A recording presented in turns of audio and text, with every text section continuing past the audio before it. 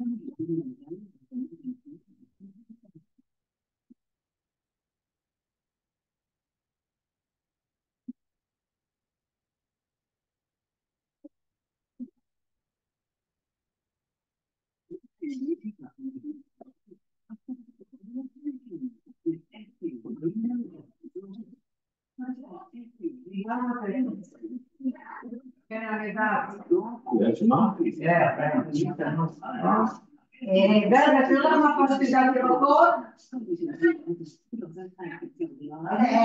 Yes, my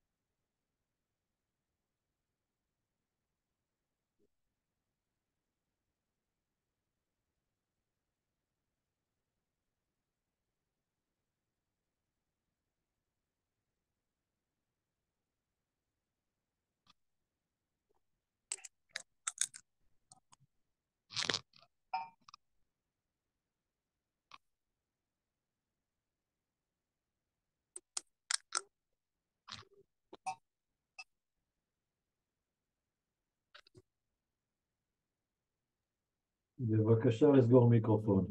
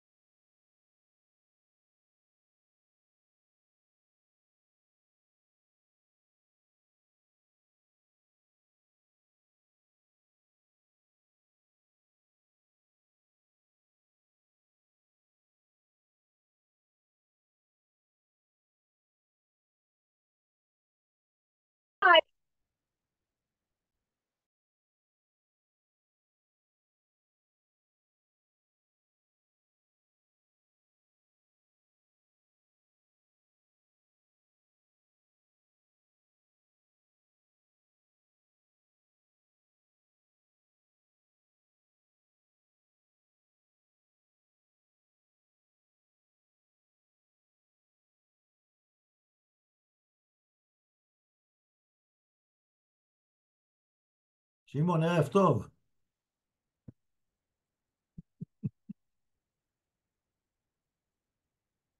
תבטל את המיוט שלך. המיוט.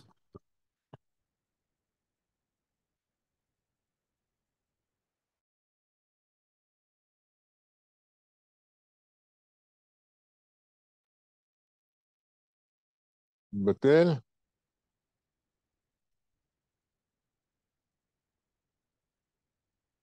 אהלן, ערב טוב.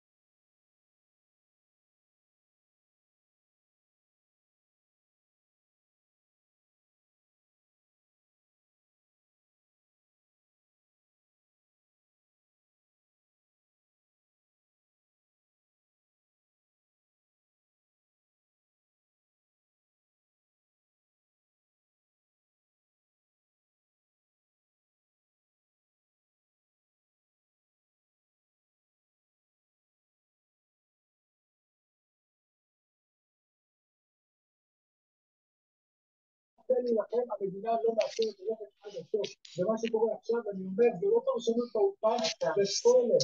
אנחנו להילחם בצפון.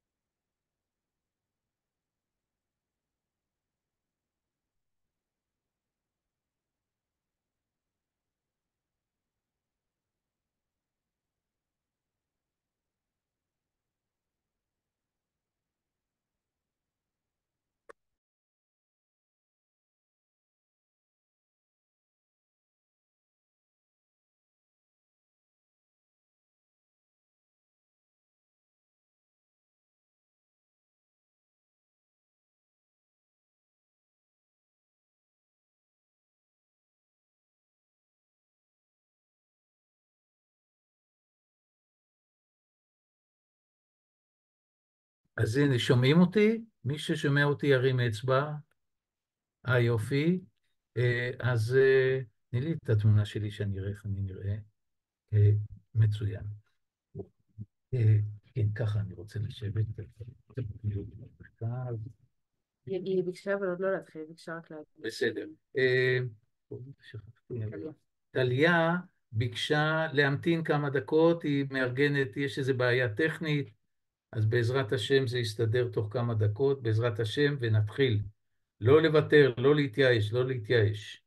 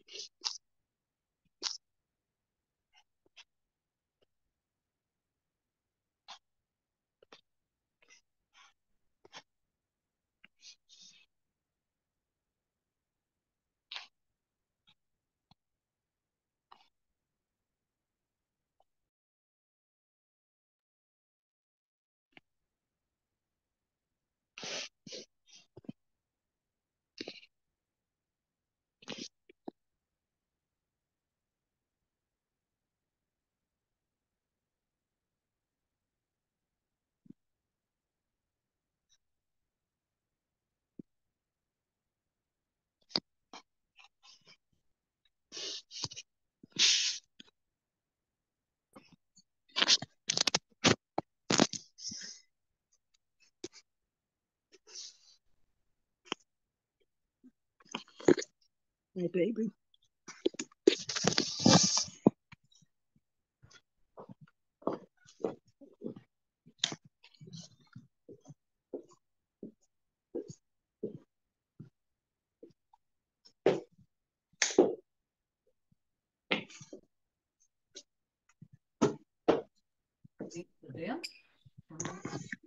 יופי, תסגרו את הדלת בבקשה.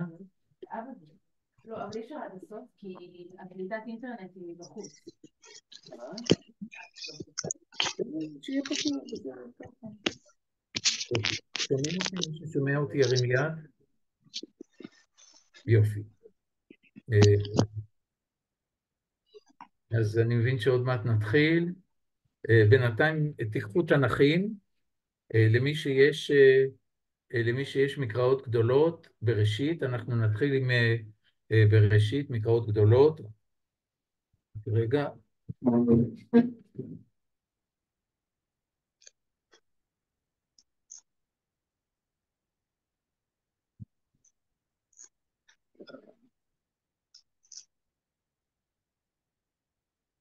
כן. יופי. מצוין. תודה לבת שלי שככה פתרה את הבעיה. הם רואים, זה המזל שזה בזכות זה שאנחנו עוזרים לבת שלנו שבעלה מגויס, אז היא גם עוזרת לנו. תשמעו, אתם שומעים אותי? עוד פעם תרימו יד. שומעים. יופי. אז יאללה, בואו נתחיל. תפתחו, אנחנו נתחיל בראשית כ"ב. תפתחו בראשית כ"ב. למי שיש מקראות גדולות, אז יכול לקחת מקראות גדולות בראשית כ"ב. כמובן, חוץ מבראשית מקראות גדולות, אנחנו נשתמש כמובן גם בתנ"ך מלא. למי שעוד לא מכיר אותי, שמי חגי בן ארצי.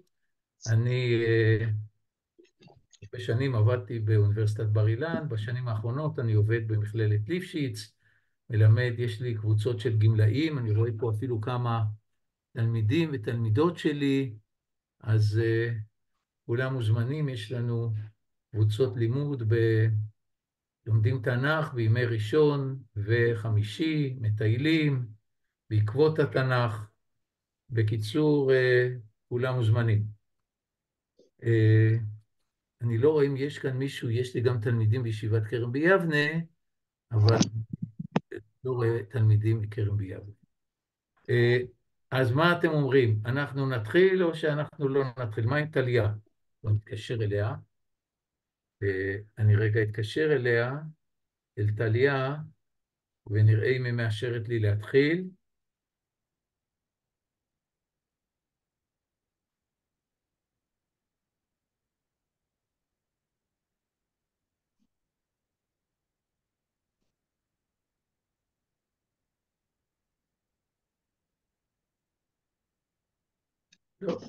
לא מצליח לשמוע אותה.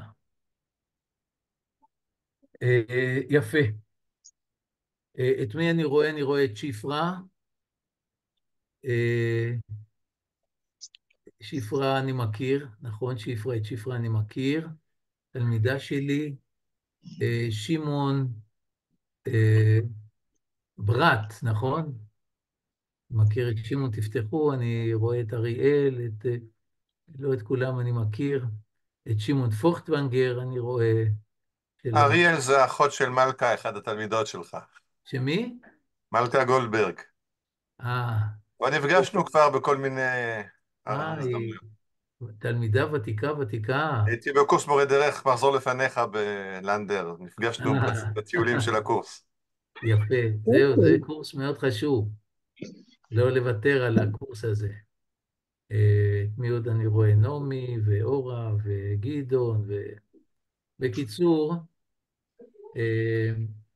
אז הנושא שלנו זה עזה בתנ"ך, ונשתדל להריץ את זה כמה שיותר מהר כדי שנספיק, אחרת לא נספיק שום דבר. כבר אחרת לא נספיק שום דבר. כן.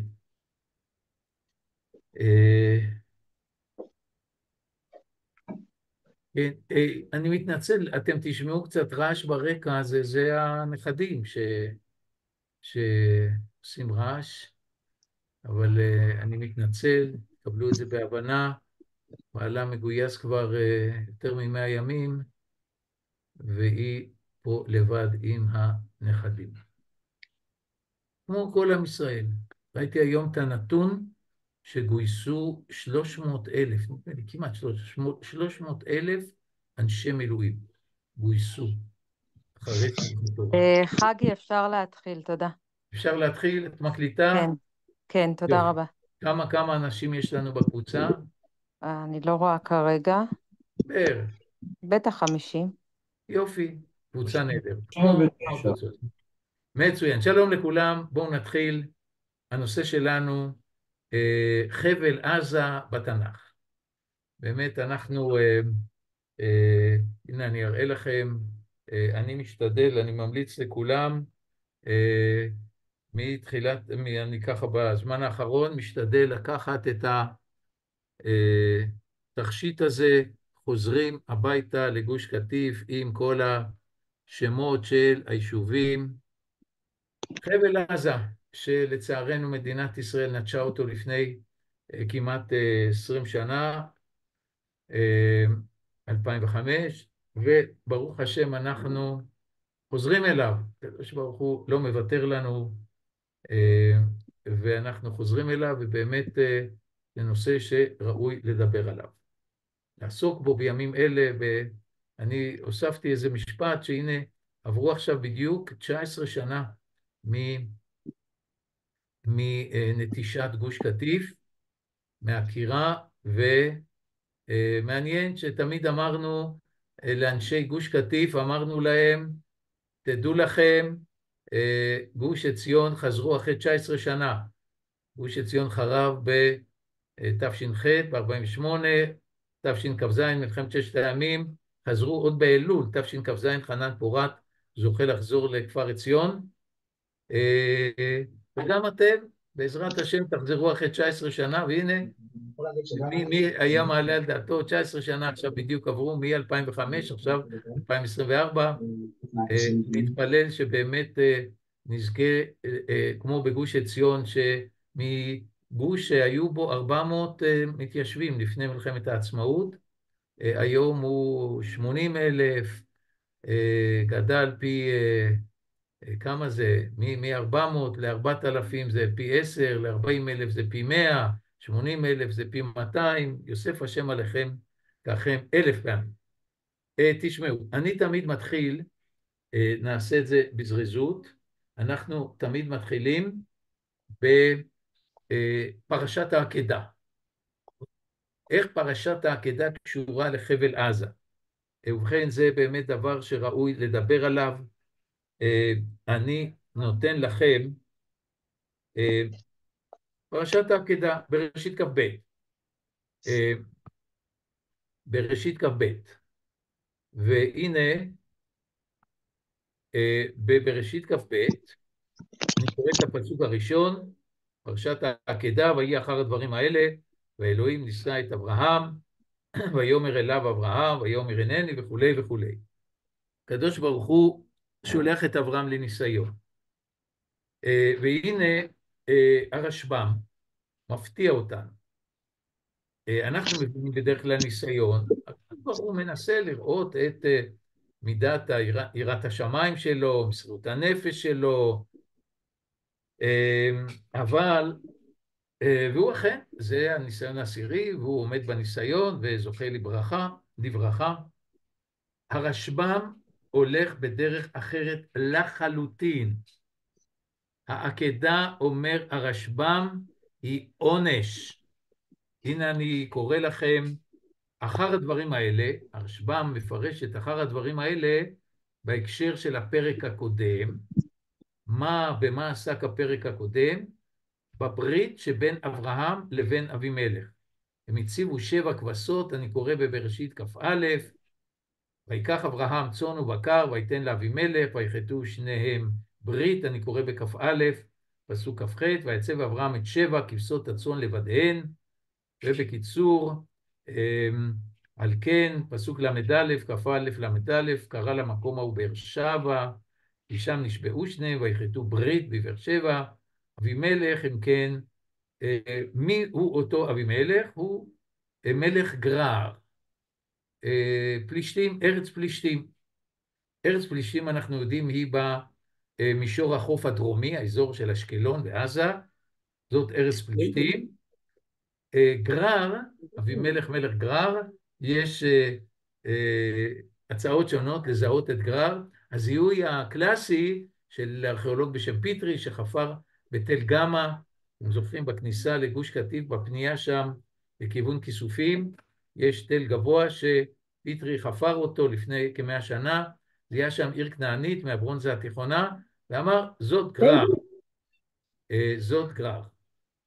אחרים הציעו הצעות אחרות, לא ניכנס לזה, אבל כשאני מטייל, אני עולה על תל גמא, ואני אומר, זאת גרר לפי פיטרי.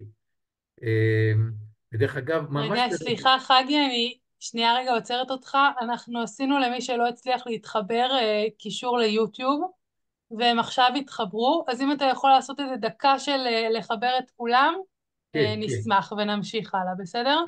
כן, אז אם כן, יופי, תודה, חגי בן ארצי, ואנחנו בראשית כ"ב, קוראים כמה פסוקים מכ"א, בראשית כ"א, אבימלך מלך גרר, אמרנו שגרר, פיטרי הציע לזהות אותה בתל גמא, בכניסה ממש לכיוון, ובאמת לרגלי תל גמא עובר נחל גרר, וממול ממול תל גמא נמצאת העיר דיר אל בלח, שעכשיו לוחמינו נלחמים שם, השם ישלח להם ברכה והצלחה, ישמור עליהם וישיב אותם בשלום לבתיהם, דיר אל בלח, וממש השכונה המזרחית של דיר אל בלח נקראת בפי הערבים ג'ררה, ג'ררה. כל האזור הזה, אם כן, רבו עם השם, גם בתקופה הרומאית, עוד נזכיר את זה, אם כן, השם גרר הוא באמת השם של האזור הזה של חבל עזה.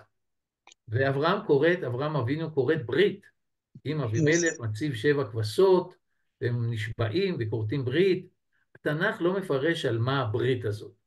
והנה הרשב"ם, הוא מתבסס, מיד נראה, הוא מביא מדרש שמואל, ואומר ככה הרשב"ם, אני קורא ברשב"ם לפרק כ"ב, בראשית כ"ב, פסוק א', כל מקום שנאמר אחר הדברים האלה, מחובר אל הפרשה הקודמת, אל הפרשה שלהם הלאה.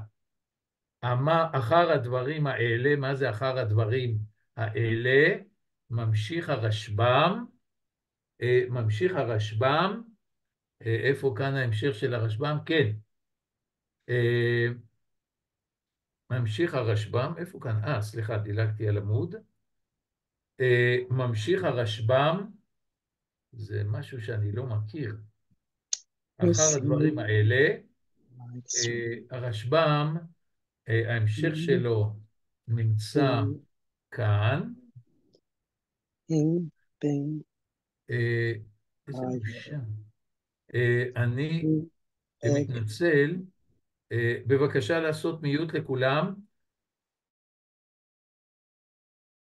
רגע, חגי, תפתח אתה את המיקרופון.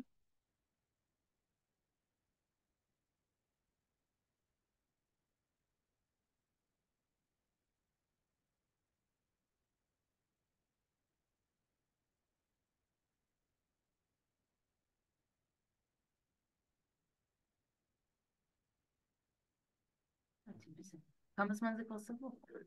עוד פעם, בסדר, עכשיו שומעים אותי?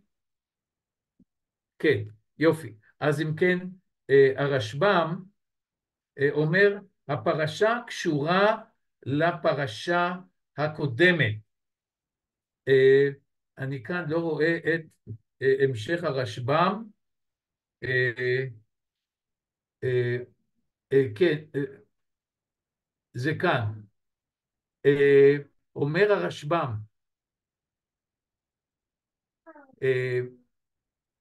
אני קורא לכם, חרה אפו, אף כאן, והוא מביא כמה דוגמאות שאחר הדברים האלה, סליחה, הנה ההמשך, שזה קשור לפרשה הקודמת, אף כאן אחר הדברים שקראת אברהם ברית לאבימלך, זה המשך הרשב"ם, ולא ולבניו, לא ולנינו ולנכדו, 7 דורות של אברהם, ונתן לו 7 כבשות הצאן,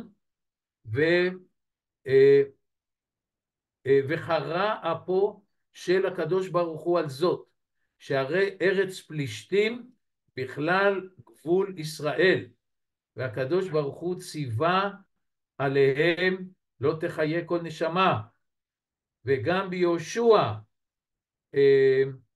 ביהושע מטילים על הרי 15 פלישתים גורל, זה חלק מנחלת יהודה, נדבר על זה.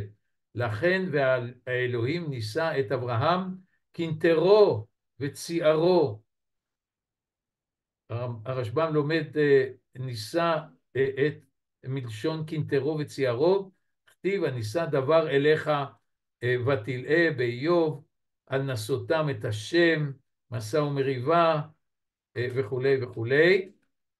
כלומר, אתה נתגאית בבן שנתתי לך לכרות ברית ביניכם ובין בניהם, ואתה לך ועלהו לעולה, וראה מה הועילה כריתות ברית שלך.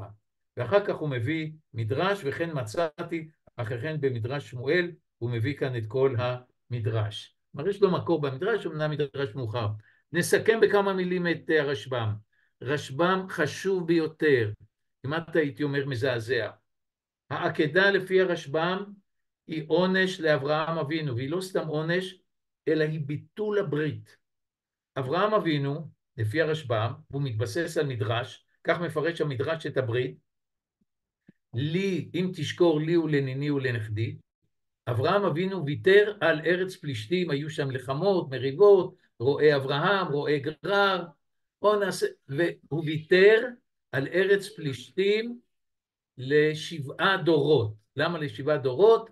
יש פרשנים על המדרש שאומרים 7 דורות, כי הוא עשה חשבון של 3 דורות בארץ ישראל, אברהם, יצחק ויעקב, ועוד דור רביעי ישובו הנה בגלות מצרים, ממילא אנחנו, כן, גר יהיה זרעך בארץ לא להם 400 שנה, אנחנו לא נהיה פה 400 שנה, אז למה לא לוותר? נוותר על ארץ פלישתים, נוותר על ארץ גרר. הוא כורת ברית על זה, כלומר הוא כותב הסכם ברית, היא לא סתם שבועה. שבועה, אנחנו נשבעים שנחיה בשלום. מתחייבים בשבועה. אבל ברית זה ממש הסכם כתוב, כורתים ברית. והברית הזאת כוללת ויתור על ארץ פלישתים ל7 דורות, אלה 7 הכבשות שהציב אברהם, והקדוש ברוך הוא אומר לאברהם אבינו, הברית שקראת עם אבימלך ביטלה את הברית שלי איתך, אין יותר ברית. לכן ועלהו לי לעולה, מה זה ועלהו לי לעולה? חז"ל הרי שואלים, רק אתמול נאמר ביצחק יקרא לך זרע, ופתאום מעלהו לעולה? מה, הקדוש ברוך הוא סותר את עצמו? הוא לא סותר את עצמו. הברית התבטלה, כי אברהם כרת ברית עם אבימלך, הקדוש ברוך הוא אמר, כרת ברית עם אבימלך, ויתרת על ארץ פלישתים, בעצם ויתרת על הברית איתי. כל ויתור, אומר הרשב"ם, על חלק אפילו מארץ ישראל, אפילו לתקופה מוגבלת, פירושו ביטול הברית עם הקדוש ברוך הוא. מזעזע. וכל המבחן, הניסיון, המבחן של אברהם אבינו בעקדה, היה בעצם האם הוא יעשה תשובה על החטא של הברית עם אבימלך, של הוויתור על ארץ פלישתים. ואכן, לפי הרשב"ם, כך צריך להמשיך את הרשב"ם, הוא לא אומר את זה במפורש, אברהם אבינו עושה תשובה על החטא של הברית, של הוויתור, של הברית עם אבימלך. ולכן הקדוש ברוך הוא, אל תשלח ידך אל הנער. אל תשלח ידך אל הנער זה תוצאה מהתשובה של אברהם אבינו. ואכן, תשובה צריכה לבוא לידי ביטוי. כשאני שאלתי את עצמי, איפה בא לידי ביטוי התשובה של אברהם אבינו? בפרשת העקדה אנחנו רק שומעים שהקדוש ברוך הוא אומר לאברהם אבינו, אתה ידעתי כי ירא אלוהים אתה ירא אלוהים, אבל אין ביטוי מפורש של תשובה, ומה הייתה התשובה. אני טוען, זה לא מופיע ברשב"ם, אבל נדמה לי שאם היו שואלים את הרשב"ם, הוא היה עונה על השאלה הזאת בבראשית כ"ו. הרי בבראשית כ"ו, תקפצו בבקשה לבראשית כ"ו, כאן יצחק אבינו, בנו של אברהם, הולך גם כן רעב בארץ, והוא יורד מצרימה, הקדוש ברוך הוא אומר לו, לא, לא, לא, לא, לא, אל תרד למצרים, אלא אני קורא את הפסוקים האלה בראשית כ"ו, פסוק ב', וירא אליו אדוני ויאמר אל תרד מצרימה, שכון בארץ אשר אומר אליך, גור בארץ הזאת. הוא נמצא בארץ פלישתים, כי הוא הלך אל אבימלך מלך פלישתים גררה, זה בפסוק א', גור בארץ הזאת, תישאר בארץ פלישתים. למה? ואהיה עמך ואברכך, כי לך ולזרעך אתן את כל הארצות האל, והקימותי את השבועה אשר נשבעתי לאברהם אביך. תישאר כאן בארץ פלישתים. יצחק אבינו בעצם מקבל את ההנחיה להישאר בארץ פלישתים כדי לתקן את החטא של אברהם אבינו. ואכן הוא עושה את זה. הוא מקבל את הברכה, ונתתי לזרעך את כל הארצות האל.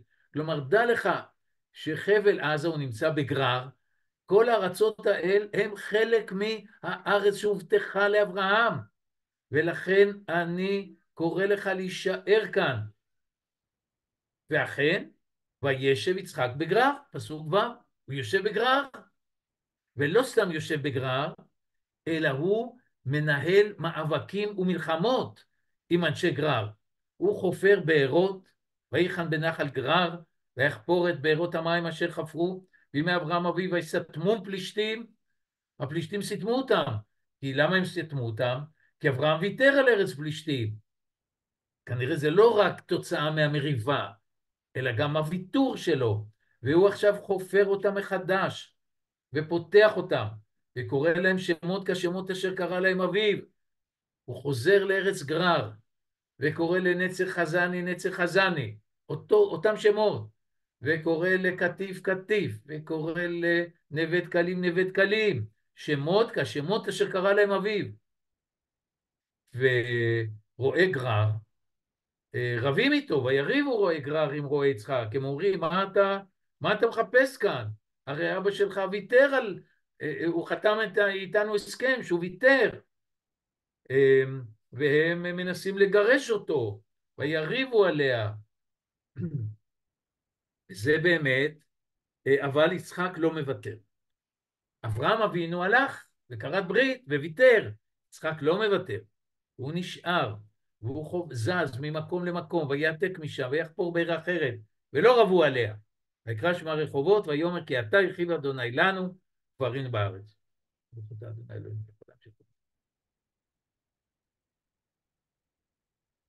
אני רוצה להגיד לכם,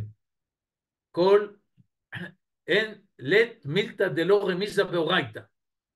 יש לנו כאן שתי פעמיים, הם מסלקים אותו. באר אחת, באר אחת,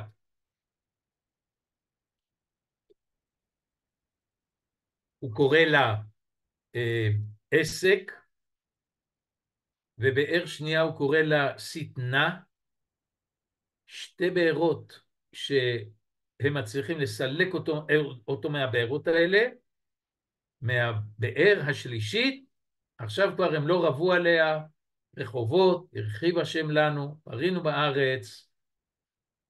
זה התיקון. פעמיים גירשו אותנו פעמיים גירשו אותנו מחבל עזה, ובפעם השלישית רחובות. הרחיב השם לנו ופרינו בארץ. הפעם השלישית היא לנצח נצחים.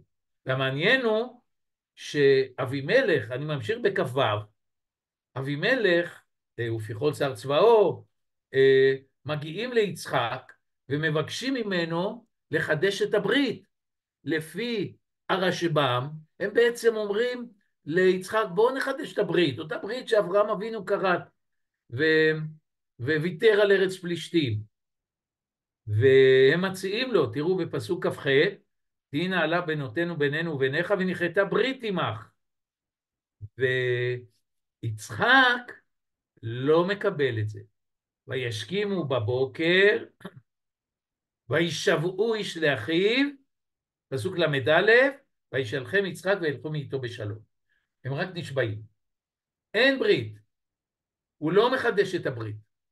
לא מחדשים ברית שהיא כפירה בארץ ישראל, שהיא בגידה בארץ ישראל, מה שעשה אברהם אבינו. על זה הוא נענש, במעשה עקדה עד כדי סכנה של ביטול הברית עם הקדוש ברוך הוא. ומעניין שהוא קורא לבאר שבע, שוב פעם באר שבע, נכון? ויקרא אותה שבעה על כן שם העיר באר שבע עד היום הזה, על שם השבועה. למה יצחק אבינו קורא עוד פעם לבאר שבע באר שבע? כי באר שבע של אברהם אבינו קשורה בברית, שהיא חטא. השם באר שבע של יצחק זה השבועה. יש הבדל בין שבועה וברית. ברית זה הסכם של ויתור. לעומת זאת, שבועה זה אנחנו נשבעים לחיות בשלום. וישבעו איש לאחיו וילכו מאיתו בשלום, אנחנו רוצים לחיות בשלום. אין ויתור. יש הבדל בין להגיד אנחנו רוצים לחיות בשלום, בואו נעשה מה שקוראים היום הסכם אי לוחמה, הסכם, אבל לא ויתור. ויתור זאת בגידה בברית.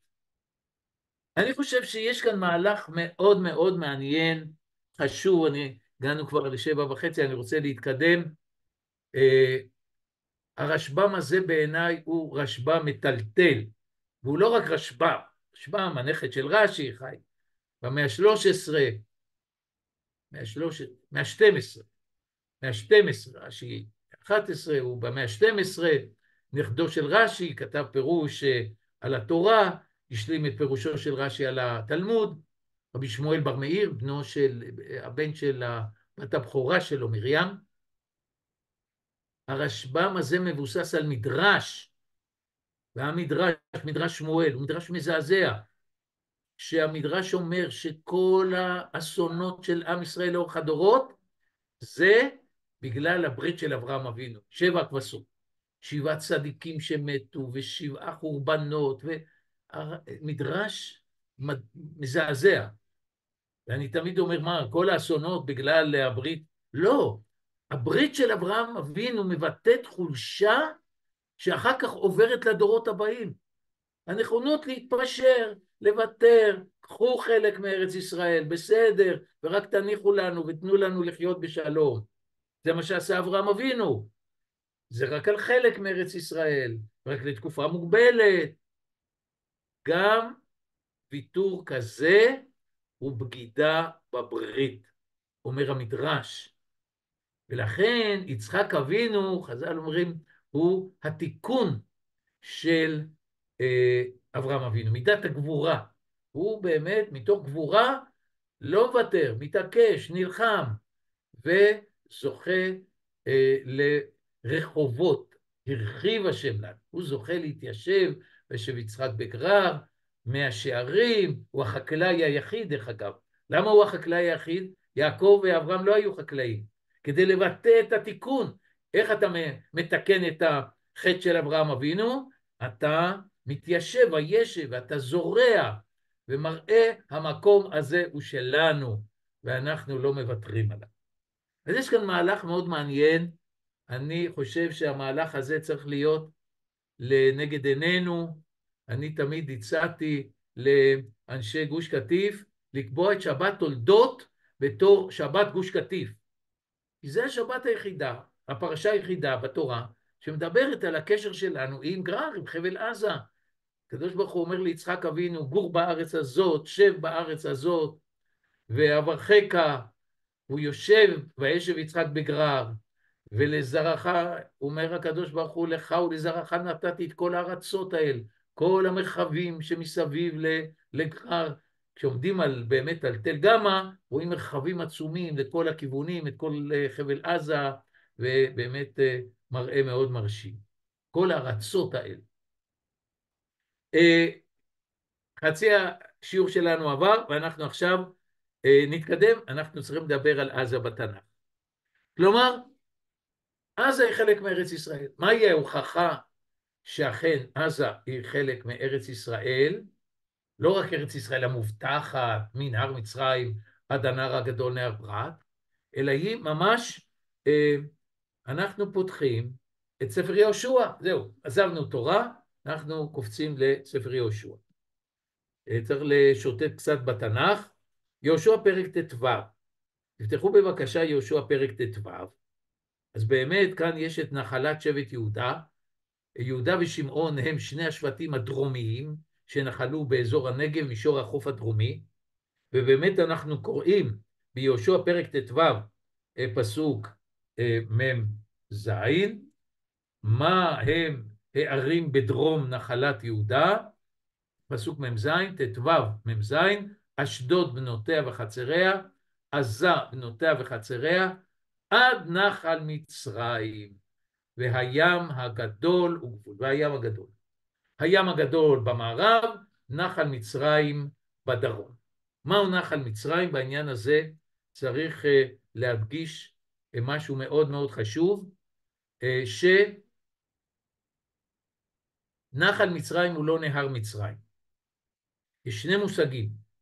נחל מצרים זה מקובל גם בפוסקים וגם כמעט כל החוקרים, תראו את זה באטלס קרתא ובאטלס דעת מקרא של פרופסור אליצור. נחל מצרים הוא ואדי אל-עריש.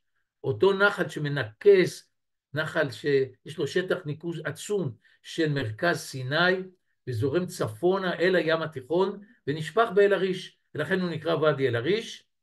בחורף יש שם שיטפונות עצומים, אבל בקיץ הוא יבש.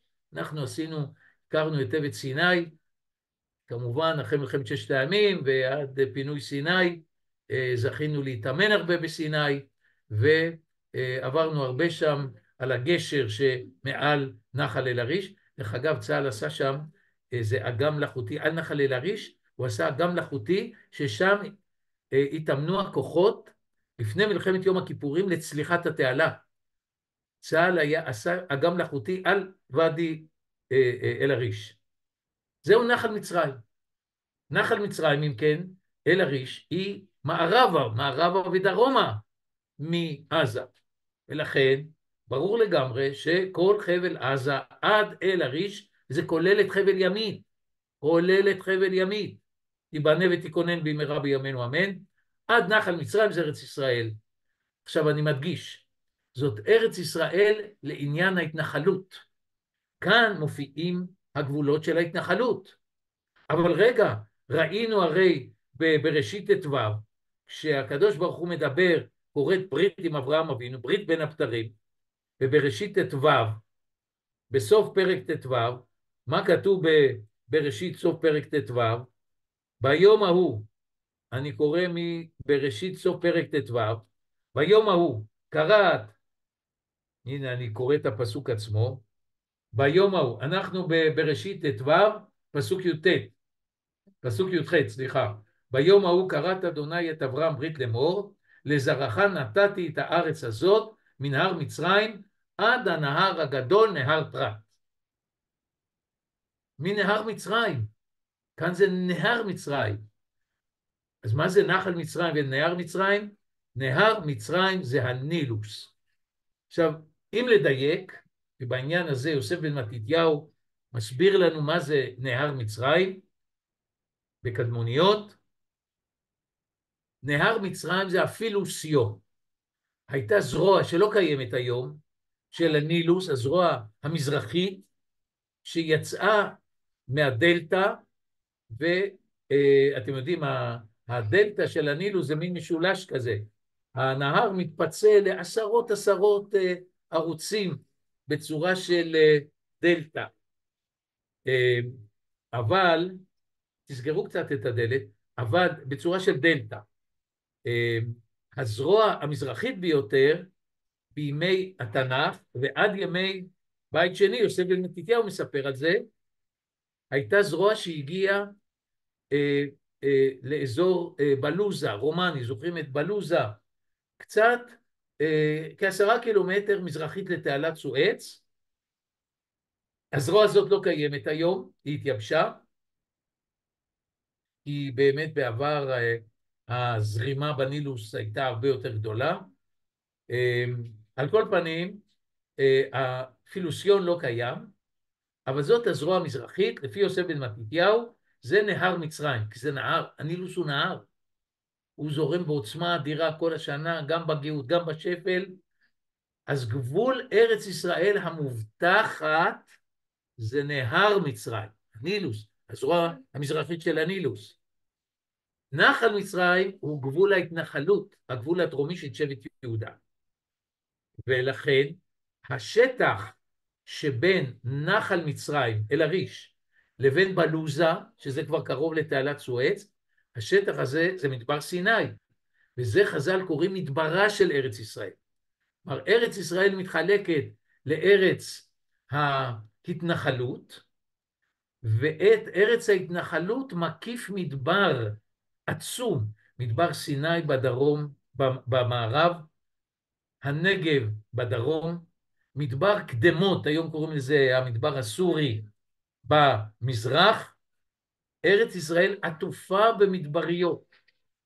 הארץ, גבול ההתנחלות הוא לאורך חוף הים, זאת הארץ הפוריה בין עמק הירדן, זה למעשה כל השבר הסורי-אפריקאי, ובין הים התיכון. כל המעטפת המדברית זה חלק מארץ ישראל, זה מדברה של ארץ ישראל. יפה. עזה אם כן היא בתחום ארץ ישראל. כתוב ביהושע. אבל אני רוצה לקפוץ אתכם לשופטים. בשופטים יש פסוק מאוד מעניין. מה יש בשופטים? שופטים א', כאן אני רוצה לחדש בקצרה משהו קצר. בשופטים א', יש לנו פסוק מאוד מעניין, שבאמת יהודה, שבט יהודה, שעזה הייתה בתחומו, לכאורה, כבש את עזה. אני קורא בשופטים פרק א', פסוק י"ח, וילכוד יהודה את עזה ואת גבולה, ואת אשקלון ואת גבולה, ואת עקרון ואת גבולה. כלומר, כאן מסופר שבאמת, לא רק שעזה, צריך להגיד עזה, אבל אנחנו התרגלנו להגיד עזה, כי באנגלית אומרים גזה, התרגלנו להגיד עזה, אבל בתנ"ך זה עזה. אז כשקוראים בתנ"ך לפחות להקפיד עזה. אם כן, יהודה, שבט יהודה, כובש את עזה. אבל בפסוק הבא יש משהו שסותר את הפסוק. תסגרו קצת את הדלת. נוגה, תסגרו קצת את הדלת. ויהי, אני קורא בשופטים פרק א', פסוק י"ט, ויהי אדוני את יהודה, ויורש את ההר, כי לא להוריש את יושבי העמק, כי רכב ברזל להם. רגע, עזה היא בעמק, היא במישור החוף.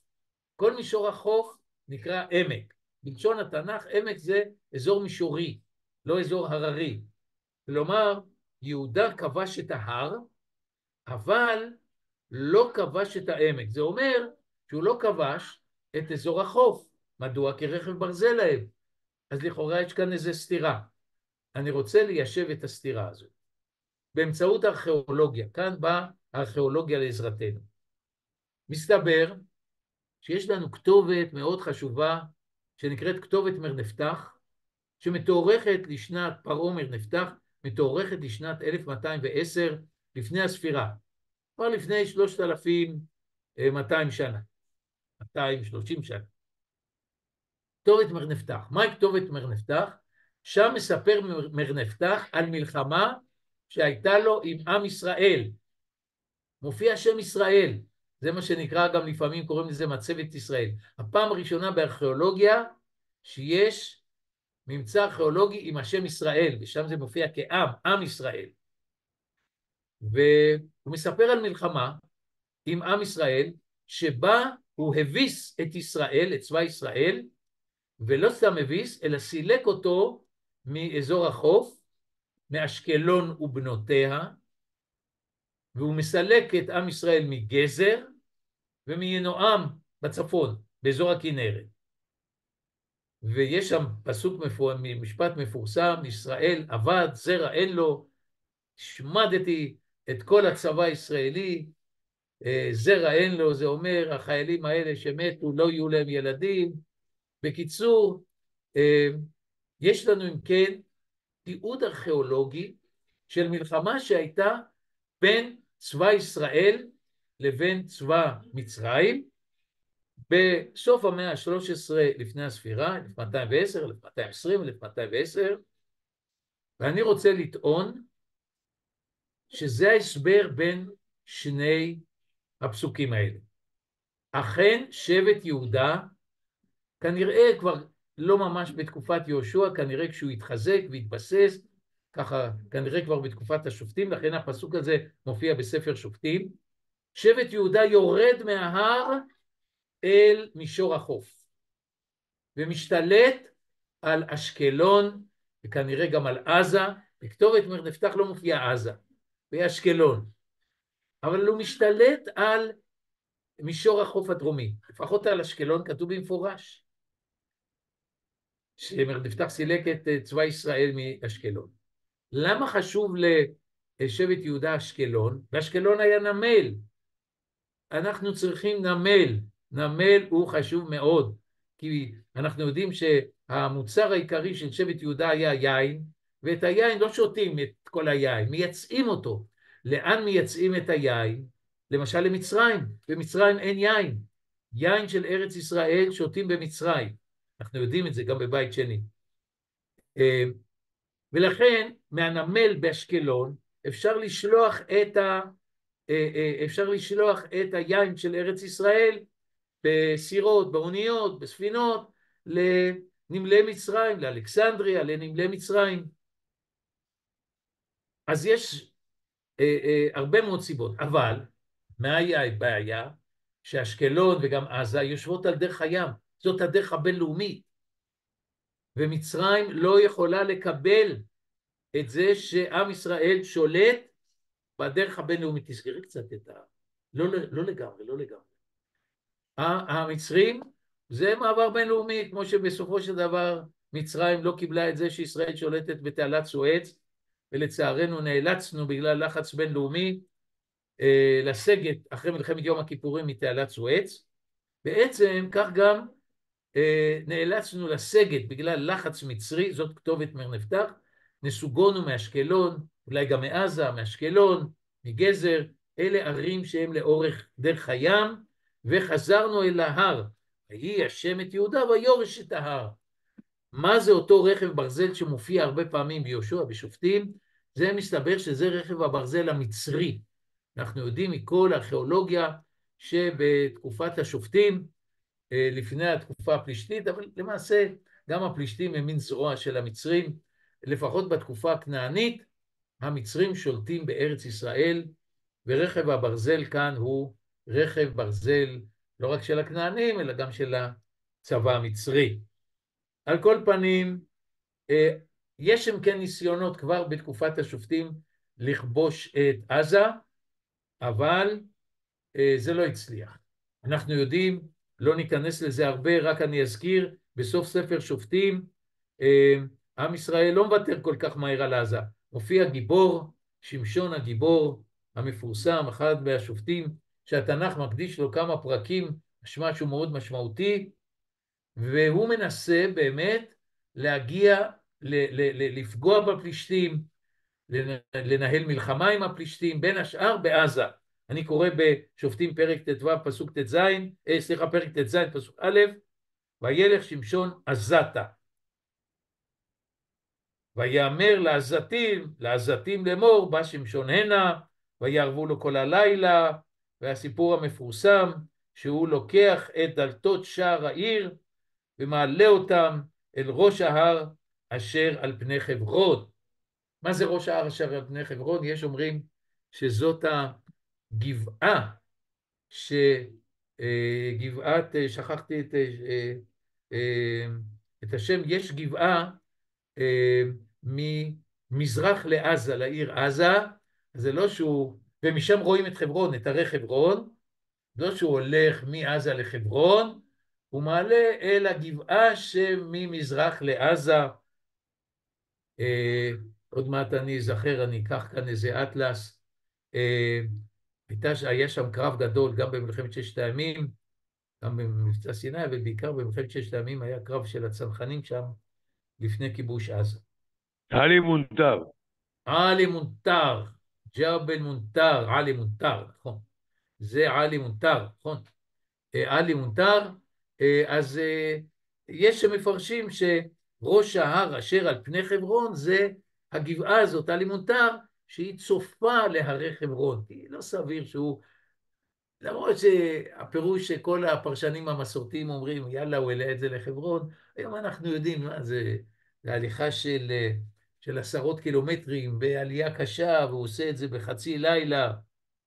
בקיצור, אז זה פירוש פשוט. אנחנו רואים, הוא לא הצליח. הוא מגיע, מורידים אותו לעזה, אחרי שדלילה מגלה את הסוד שלו, ויוריד אותו עזתה, ויאסרו בנחושתיים, וכאן בעזה הוא מחולל את הקרב האחרון שלו, שהוא מפיל את הבית, את כל המקדש שלהם, מפיל עליהם, ותמות נפשי עם פלישתים, ורבים המתים אשר המית במותו, רבים אשר המית בחייו. בקיצור, עזה הופכת להיות שדה קרב. שוב פעם, למה לשמשון כל כך חשובה עזה? כי הוא מבין, הוא עצמו נדחק, הוא הרי פליט משבט דן, הוא הרי במחנה דן, בן צורה ובן אשתאול. שבט דן נדחק על ידי הפלישתים, והוא מבין שאם אנחנו לא נשלוט על עזה, בסופו של דבר העזתים האלה ידחקו אותנו, לא רק את שבט דן, הם ידחקו גם את שבט יהודה. הוא לא הצליח לעורר את שבט יהודה לצאת למלחמה. שבט יהודה אומר לו, אתם זוכרים שהסגירו אותו לידי פלישתים, מה זאת עשית לנו? והם אומרים לו, אנשי יהודה, מה זה, מה אתה לא יודע שהלא פלישתים מושלים בנו? בקיצור, הלא פלישתים מושלים בנו. שבט יהודה, שמשון הוא גיבור טרגי. הוא ניסה כנראה על ידי הפעולות שלו למשוך את שבט יהודה, לחזור ולשלוט בעזה, באשקלון, בעזה, והוא לא הצליח. שבט יהודה הבין שאין לו סיכוי, השבטים עדיין היו מפוצלים, אין צבא ישראלי מאוחד בתקופת השופטים, אין לנו סיכוי. ולכן שמשון מסיים את חייו בטרגדיה, אבל תנ"ך מקדיש לו מקום גדול כדי באמת לבטא את זה, שעם ישראל, הנה שמשון מבטא את חוסר הנכונות שלנו להשלים עם זה, שעזה היא בידי זרים. עזה צריכה להיות בשלטון יהודי. מי שכמובן מצליח לעשות את זה, זה כמובן דוד המלך. דוד המלך, אנחנו קוראים בשמואל ב', אנחנו כבר קופצים לשמואל ב', פרק ח', דוד המלך כובש את ארץ פלישתים, פסוק 1, פרק ח', פסוק א', לא נאריך, ויהי אחרי כן, שמואל ב', פרק ח', פסוק א', ויהי אחרי כן, ויך דוד את פלישתים, ויכניעם, ויקח דוד את מתק האמה מיד פלישתים. הוא מכניע את הפלישתים ושולט בעזה. כנראה אין התיישבות בעזה, כי לפחות הארכיאולוגים אומרים שאין לנו ממצא ישראלי מובהק בעזה מתקופת ברזל 2, דוד תקופת המלוכה, אבל אנחנו יודעים שלפחות מבחינה צבאית, עם ישראל שלט שלטון מלא בעזה. אני קופץ איתכם למלכים א' פרק ד', אנחנו רצים כי השיעור עוד מעט מסתיים, מלכים א' פרק ד', מה כתוב כאן?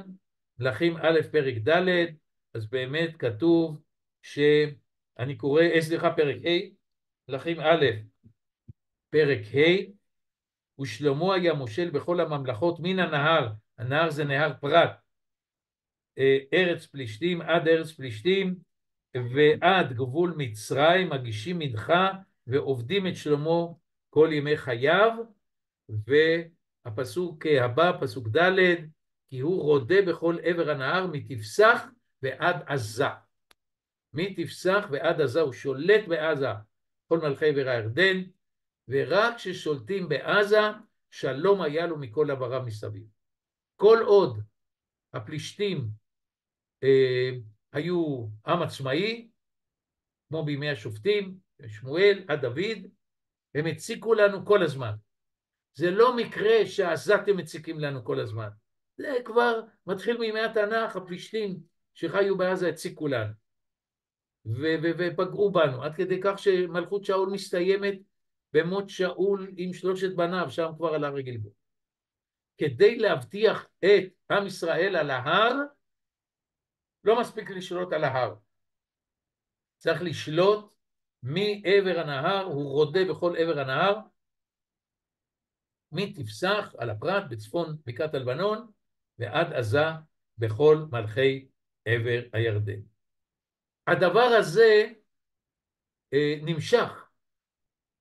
אמנם אחר כך היה פילוג הממלכה, ויש לנו 2 ממלכות, וכל אחת כמובן, ממלכת יהודה היא ממלכה יותר חלשה, אבל ממלכת יהודה לא מוותרת על עזה, והיא ממשיכה להילחם על עזה. למשל, אני אקרא לכם, בואו נקפוץ, אנחנו לקראת הסוף, בואו נפתח את מלכים ב' על עוזיהו. באמת במלכים ב' מלך עוזיהו. איפה מלך עוזיהו? אני קורא לכם, סליחה, זה דווקא בדברי הימים. על עוזיהו במלכים יש מעט, אבל תפתחו רגע דברי הימים ב' על עוזיהו, נדמה לי זה כ"ו, כן, כ"ו, וכאן באמת כתוב שעוזיהו הולך, שולט ונלחם וילך שמו עד לבוא מצרים. אני קורא בדברי הימים ב' כ"ו פסוק ט', הוא משתלט, ויעזרהו אלוהים על פלישתים.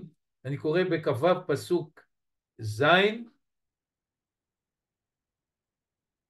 אולי נתחיל אפילו בפסוק ו', ויצא וילחם בפלישתים. כלומר, מדי פעם הפלישתים העזתים האלה מרימים ראש, אבל מלכי יהודה כל הזמן נלחמים כדי להשיג שליטה בעזה, כי הם מבינים שבלי שליטה בעזה, בארץ פלישתים, לכן ויצא וילחם בפלישתים, זה דברי הימים ב' כ"ו פסוק ז', ויפרוץ את חומת גת ואת חומת יבנה ואת חומת אשדוד, ויבנה ערים באשדוד ובפלישתים, ויעזרהו האלוהים על פלישתים ועל הערבים, ננצח גם את הערבים שישבו יותר דרומה, כבר באזור סיני, ויתנו, כולם נותנים לו מנחה, משעבד את כל העמים האלה, את הפלישתים ואת הערבים, וילך שמו עד לבוא מצרים. כלומר, עד ממש הכניסה למצרים, שזה הכוונה נחל מצרים, אולי אפילו מעבר לאל עריש, עד לבוא מצרים, כי החזיק עד למעלה. וכמובן, ויבן עוזיהו מגדלים בירושלים וכולי וכולי. אז הנה אנחנו רואים עוזיהו, מלך יהודה, זה כבר ממלכה קטנה, אבל היא לא מוותרת על עזה, הוא נלחם בעזה ומצליח לשלוט. ואני אראה לכם עוד מלך, זה מגיע עד סוף תקופת המלוכה. לאורך כל תקופת המלוכה, כל פעם שהפלישתים מרימים ראש, נלחמים איתם כדי לבסס את שלטון ישראל באזור פלישתים, בעזה. בואו נקרא רגע במלכים ב', נחזור רגע למלכים ב', על חזקיהו. זה כבר סוף ממלכת יהודה, כבר אין ממלכת ישראל בימי חזקיהו. חרבה ממלכת ישראל. והנה אני קורא פסוק אחד מחזקיהו. איפה אנחנו בחזקיהו? ב-14 שנה, זה אני לא פחות מעניין אותי. איפה כאן מתחיל חזקיהו?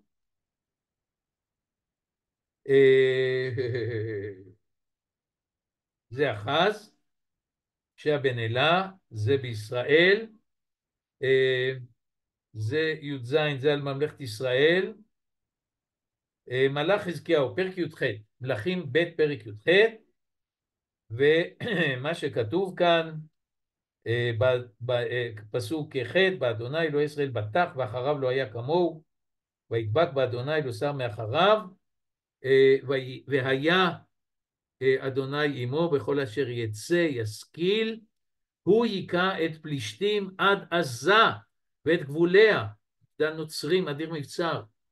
כלומר, הפלישתים ניצלו את החולשה, הרי באותו זמן חרבה ממלכת ישראל, הפלישתים העריכו שהנה עם ישראל נחלש, האשורים כבר סילקו את ממלכת ישראל, החריבו אותה, הגלו את 10 השבטים, אז הם כנראה הרימו ראש, ואז חזקיהו שוב יוצא למלחמה בעזה, הוא היכה את פלישתים עד עזה ואת גבוליה, לא מוותר על עזה.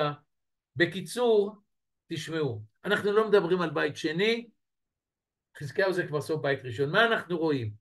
אנחנו רואים, אז קודם כל החלק הראשון היה חלק אידיאולוגי, לדעת שמי שמוותר על ארץ פלישתים, על חבל עזה, כמו אברהם אבינו,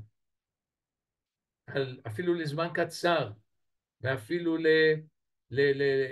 על חלק נענש, ואברהם אבינו בעקבות המדרש, מדרש שמואל והרשב"ם, העקדה הייתה עונש לאברהם אבינו, והוא זכה לחזור בתשובה. ויצחק אבינו הוא התשובה, שהוא דווקא וישב יצחק בגרר, הוא לא מחדש את הברית עם הפלישתים. זה החלק האידיאולוגי.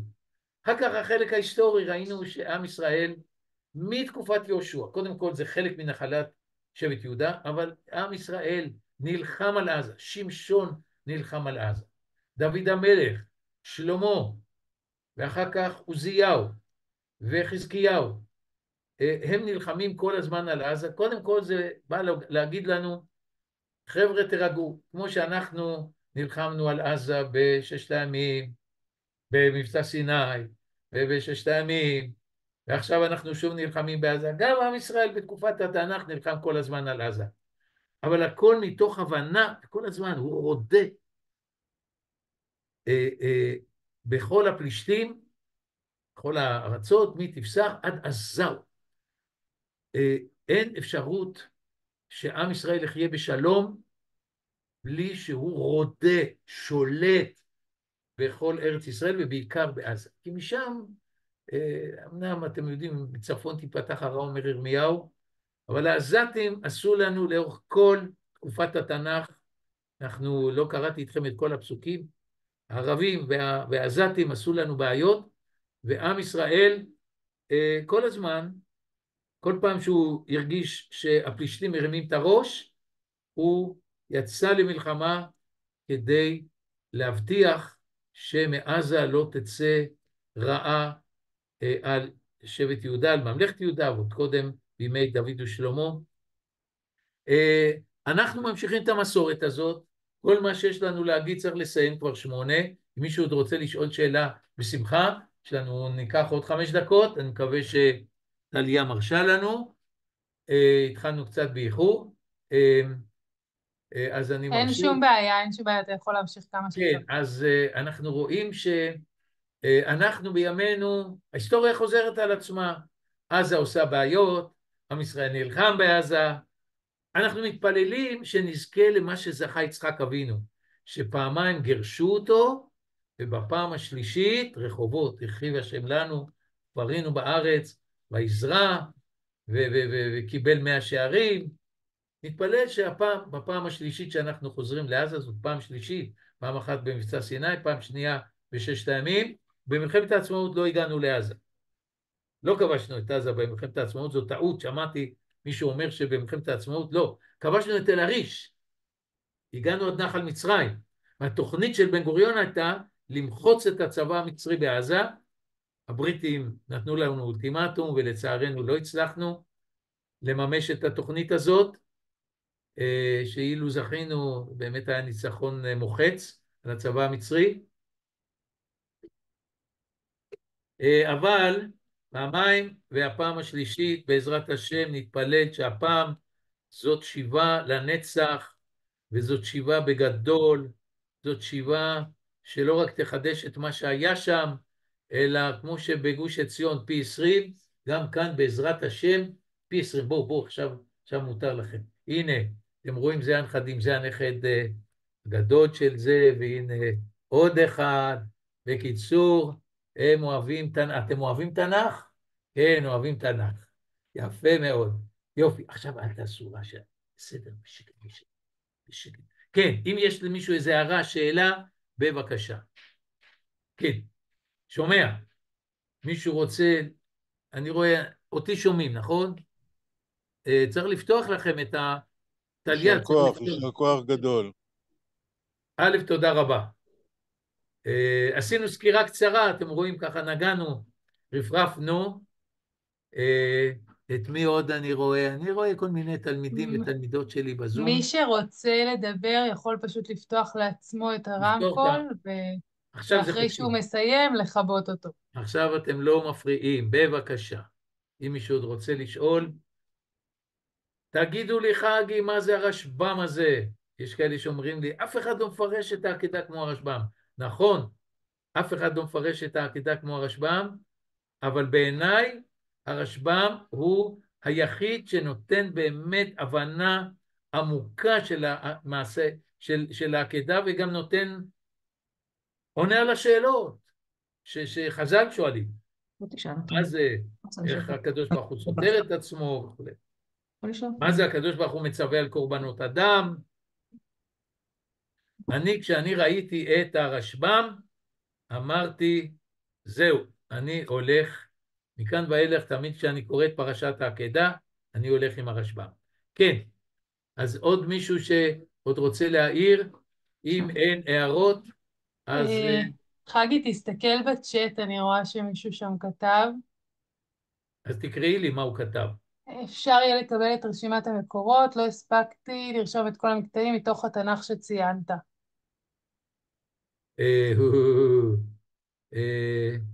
בסדר, אני אכתוב לטליה והיא תעביר לכם. אני אכתוב, כמובן, לא כתבתי עכשיו, אני אכתוב, הזכרנו באמת כמה, יהושע, שופטים, מה עוד, מלכים, דברי הימים.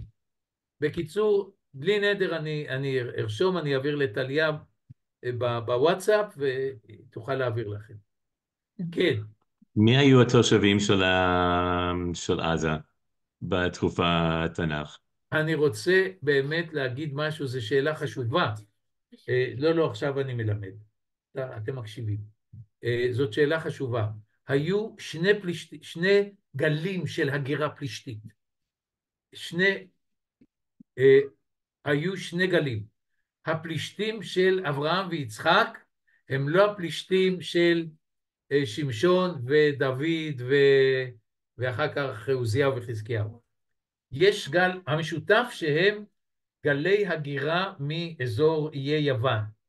היו שני גלי הגירה. היום היה על זה ויכוח גדול במחקר. בתקופת אברהם אבינו, זה גל הגירה, זה גל מקני של הגירה מיוון, מאזור יוון, שמגיע לחופי מצרים ולחופי ארץ ישראל. אלה הפלישתים הקדומים.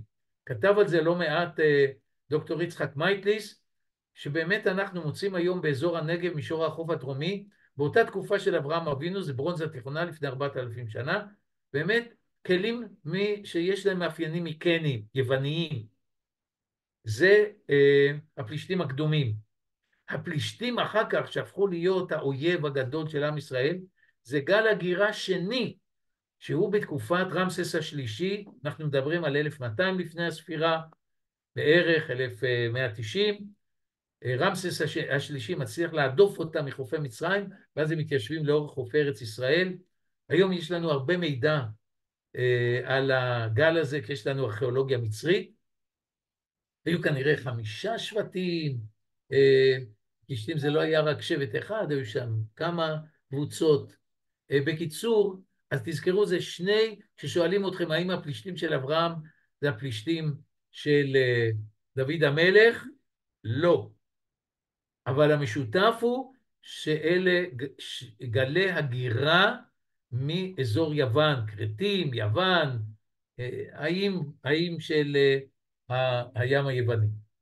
אז זאת באמת שאלה חשובה, וצריך, הארכיאולוגים, אחת הבעיות של הארכיאולוגים הייתה, שהם שאלו איזה מין פלישתים זה בימי אברהם, אברהם אבינו זה ברונזה תיכונה, ואנחנו יודעים שהפלישתים הגיעו לארץ ישראל בברזל אחד, ב-1200, אברהם אבינו ב-1800, 1900, מה זה הדבר הזה? ובאמת, רק באמת בדור האחרון נעשו סקרים מקיפים באזור הנגב הצפוני, וגם אחרי שהיינו בעזה, באזור עזה ומישור החוף הדרומי, ובאמת התגלו לא מעט אתרים עם קרמיקה מקנית מהמאה ה-18-19 לפני הספירה. תראו על זה בספר של יצחק מייטליס, גם אחרים כתבו על זה, אז תזכרו באמת שני פלישתים, זו שאלה טובה. כן, עוד מישהו רוצה? יפה מאוד. אז זה באמת, סיימנו שעה, אני מקווה שהייתה מעניינת.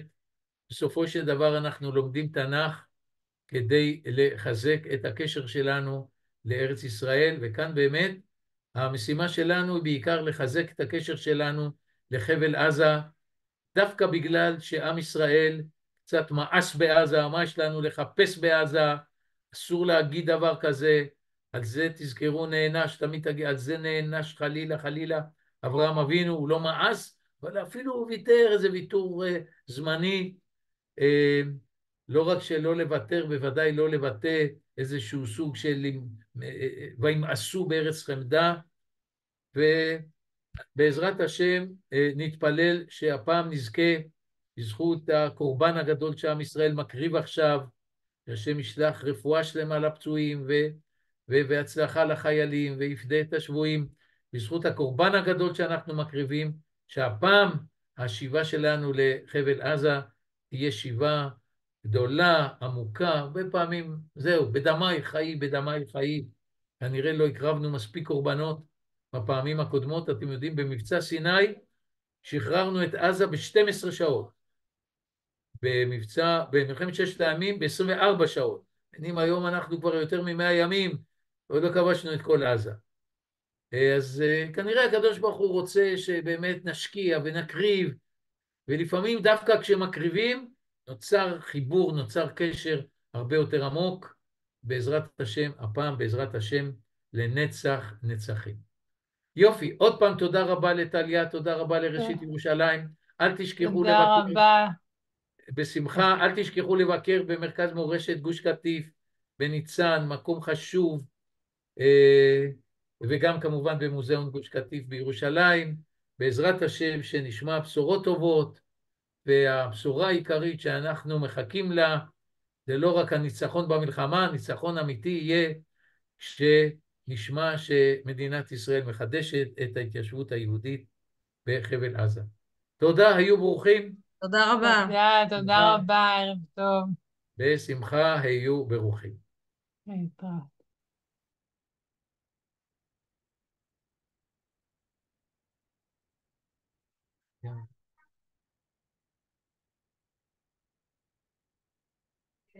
כן,